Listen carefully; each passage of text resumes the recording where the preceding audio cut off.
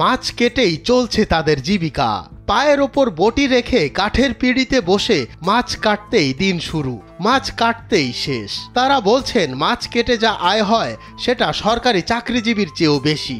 সরকারি চাকরিজীবীও 16-17 হাজার টাকা বেতন পায় না। আমরা নোংরা পরিবেশে থেকে 15-16 হাজার টাকা ইনকাম করতেছি প্রতি 3 ঘন্টায়। ছোট বড় যে কোনো অনুষ্ঠানে মাছ কাটতে ছুটে যান তাদের অনেকেই। মাছ কেটে যা আয় হয় তা দিয়ে স্বাচ্ছন্দ্যেই চলছে সংসার খরচ। কেউ কেউ 1 যুগেরও বেশি সময় ধরে রয়েছেন এই পেশায়। ক্রেতারা বলছেন বাইরে থেকে মাছ কেটে নিলে নানা রকম ঝক্কি ঝামেলা থেকে বাঁচা যায়।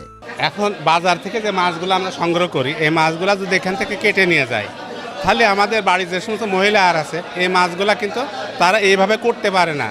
এই মাছ এখান থেকে করলে পারে আমাদের অনেক সুবিধা হয় এবং মেয়ে ছেলেদের পরিশ্রমটা কিছুটা লাঘব হয়।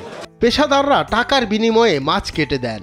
এই পেশার মানুষেরা মাছের বাজার বা আড়তে কাজ করছেন। তারা ক্রেতাদের চাহিদা অনুযায়ী মাছ প্রস্তুত করে দেন, যা তাদের দৈনন্দিন জীবিকা নির্বাহে সহায়তা করে।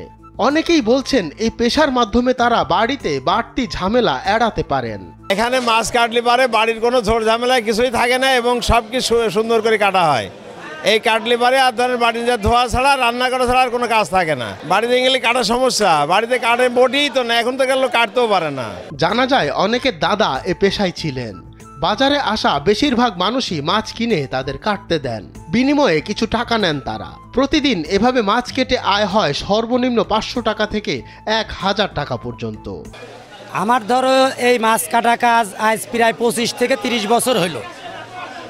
তো মাছ কাটি ধরো আমার ইনকাম হয় ডেলি 500-600 এরকম।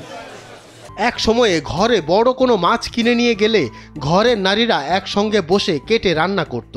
তবে এখন সময়ের পরিবর্তনে মাছ কাটার সঙ্গে জড়িতদের চাহিদা বেড়েছে। তারা বলছেন গড়ে প্রতিদিন মাছ কাটছেন 50 থেকে 60 কেজি। 50-60 কেজি মাছ কাটি। অনেকেই সকাল 9টার দিকে কাজ করে দোকানে থাকবে, 500-600 টাকা কাম করতে পারে না। বেতন থাকে 10,000, 11,000, সন্ধ্যা 10টা ডিউটি। হ্যাঁ, এটা দিয়ে সংসার চলে যায়। সব পেশাতেই এখন আধুনিকতার ছোঁয়া লেগেছে। মাছ কাটার পেশা এখন বাণিজ্যিকীকরণ হয়েছে। ভবিষ্যতে গ্রামে গঞ্জে শহরের মতো মেশিনের মাধ্যমে মাছ কাটার প্রথা চালু হতে পারে বলে মনে করছেন মাছ কাটার সঙ্গে জড়িতরা। ওই মন বলতে 1 মন কেনে 1 মন মতো কাটা হয় আর।